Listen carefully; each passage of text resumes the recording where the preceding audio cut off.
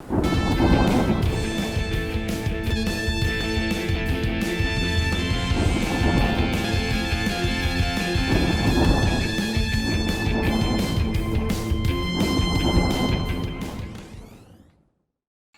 Français en ont de plus en plus marre d'être pris pour des pigeons que l'on plume à la sauce fiscale. On les fait mitonner dans une casserole qui s'appelle le budget, on les assaisonne avec des taxes et on leur dit qu'une fameuse nuit des 4 août, une grande nuit culinaire, les privilèges, vous savez, ces ingrédients qui faisaient le bonheur de l'aristocratie, ont été abolis.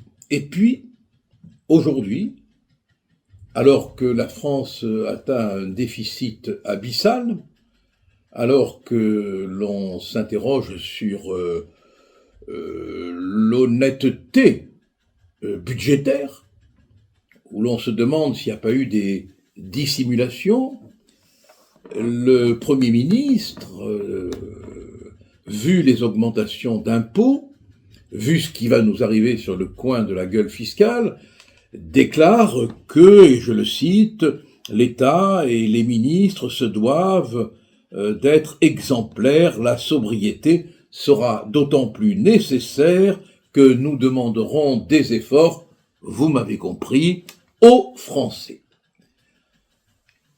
L'Élysée voulait augmenter son budget de 3%, puis, comme la trouille quand même, ça a de l'effet, il y a renoncé. Le Parlement voulait augmenter son budget, et puis comme la trouille fait là aussi son effet, il y a renoncé. Le Sénat, bien sûr, le plantureux Sénat voulait augmenter son budget, il y a renoncé. Mais il y a aussi des petits événements qui font vraiment, je ne sais pas quel terme employer, mais qui font râler, quoi, qui provoquent du ressentiment, voilà, hein, ce fameux ressentiment qui est la cause de beaucoup de colère. On apprend par le Canard enchaîné qu'au moment où il faut réduire le train de vie de l'État, M. Darmanin, l'ancien ministre de l'Intérieur, va bénéficier de 12 officiers de sécurité. Je ne sais pas si vous imaginez le coût financier que cela représente, en même temps que ça démobilise des fonctionnaires, et de 3 voitures pour le véhiculer. En général, quand un ministre de l'Intérieur quitte le ministère, il a droit à un véhicule et à 4 officiers de sécurité. C'est colossal, c'est énorme. Et pour quel motif notre fragile Darmanin a-t-il besoin de tant de protection? Alors l'unité de coordination de la lutte antiterroriste, bien sûr, a été amenée à faire un rapport. Alors, elle ne dispose pas de renseignements matérialisant un projet d'action violente ciblant Gérald Darmanin. Mais attention,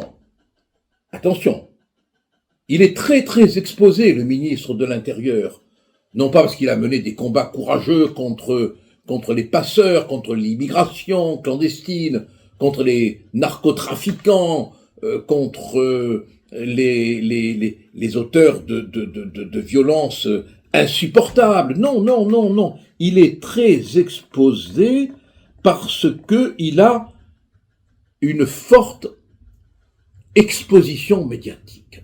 Et oui, voilà. Alors, aujourd'hui, quand on passe souvent à la télé, on est considéré comme prenant des risques. Il va falloir inventer le gilet par regard médiatique. Voilà.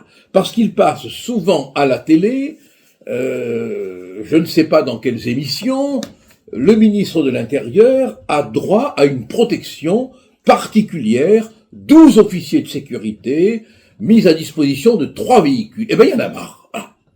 Ces privilèges, ces avantages qui sont carrément aristocratiques, il y en a assez. Il faut mettre un terme à tous ces abus qui n'ont pas de sens.